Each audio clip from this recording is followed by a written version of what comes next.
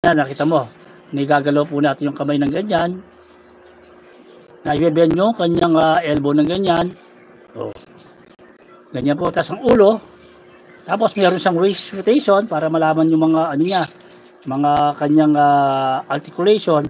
Tapos yung nakaka-kick siya ng ganyan, na-kick. Tapos yung kanyang back kick naman ay hanggang ganito, tapos tatama na yung ano eh.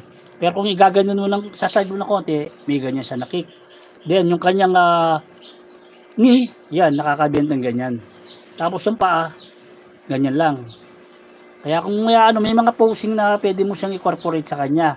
Ganyan ang ano niya, ganyan ang ano ng SS01. Pero ito ay gawa ng Daban ang may gawa. Sa makikita yung description sa aking channel, meron mga review ng about tools dito, at ang kagandaan nito ay in-enhance ko na to. Mapapanood nyo pa yung enhancement dyan kasi yan o, nilagyan ko ng pin dito kasi ang problema ng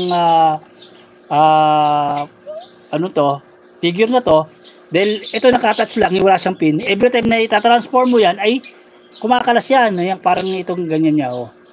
Yan, ito. Natatanggal to, yan o. Yan. Pagka itatransform mo na ganun, kasi nakalagay dyan, nakita mo yan, yung bakal na yan. Yan, yung dinagdag ng yung abang lingkod. Dinagdag ko yan. Nag-drill ako ng hole dyan para magkaroon siya ng hahawak. Na ngayon yan, hindi na. O, nakita mo, napaka-secure na. Makikita nyo yan yung, ano niya, yung pinaka-review dyan sa ating channel.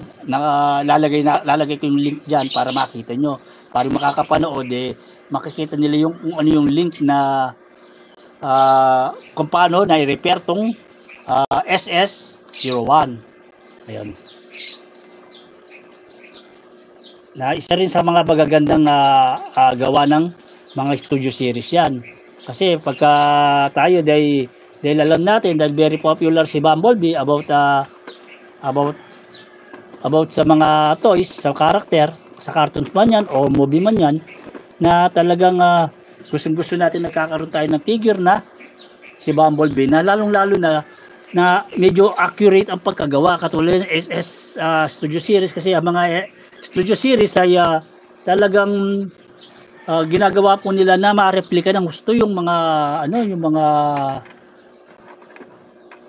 mga toys, yung mas malapit siya sa itsura, pero siyempre understandable naman natin kung nakikita natin na maraming mga panel or nakikita natin na hindi ganong ka-accurate kasi natatransform.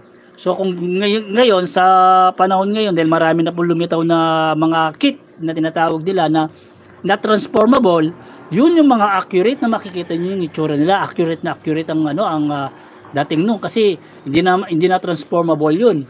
Kaya kung naghahanap kayo ng mga toys na masasabi natin na ang gusto nyo, yung talagang accurate ang itsura, kumuha kayo sa mga hindi transformable na, like Blackies, yung mga Blackies, mga Yolo Park, marami yan mga produkto na lumabas na hindi natatransform, pero yung kanilang itsura ay talagang, kung paano nyo nakita sa screen, ay gano'n na gano'n.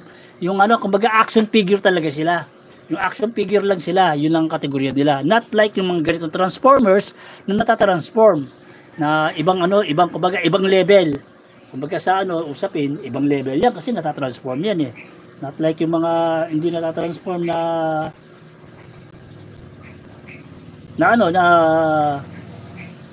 toys, ayun, talagang lang yun. For action figure para laruin. Kumbaga, playability lang ng isa nun, posing. Kung mahilig ka mag-post ng mga Transformer, mahilig ka